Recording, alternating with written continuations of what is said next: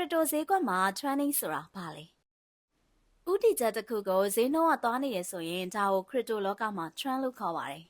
အကြောင်းရင်းကတော့ရင်းနှီးမြှုပ်နှံသူများရဲ့အမြင်ကြောင့်ဖြစ်ပါတယ်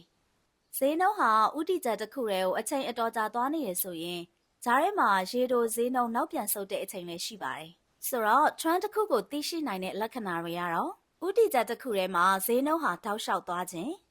ဈေးနှုန်းမြင့်တက်တဲ့ trend မှာတော့ higher lows နဲ့ higher highs တွေ့ခြင်း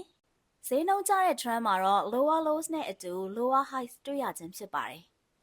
Spot Bitcoin ETF approval ပေးခြင်းတို့လိုဖြစ်စဉ်တွေရှိလာတဲ့အချိန်မှာ up trend လို့ခေါ်တဲ့ဈေးနှုန်းမြင့်တက်တဲ့ trend တွေ့ရတတ်ပါတယ်ဒါကိုသုံးပြီး trade ခြင်းဖြင့်အမြတ်များစွာလည်းရရှိနိုင်ပါတယ်ကိုယ့်ရဲ့ crypto ပိုင်ဆိုင်မှုကနေနေ့စဉ်အမြတ်များစွာရရှိနိုင်စေတဲ့ Native Jet Loyalty Program မှာဝင်ရောက်လေ့လာဖို့ဖိတ်ခေါ်ပါတယ်အောက်မှာချထားပေးတဲ့ link ကနေတောင်းပြီးစတင်အသုံးပြုနိုင်ပါတယ်ရှင်။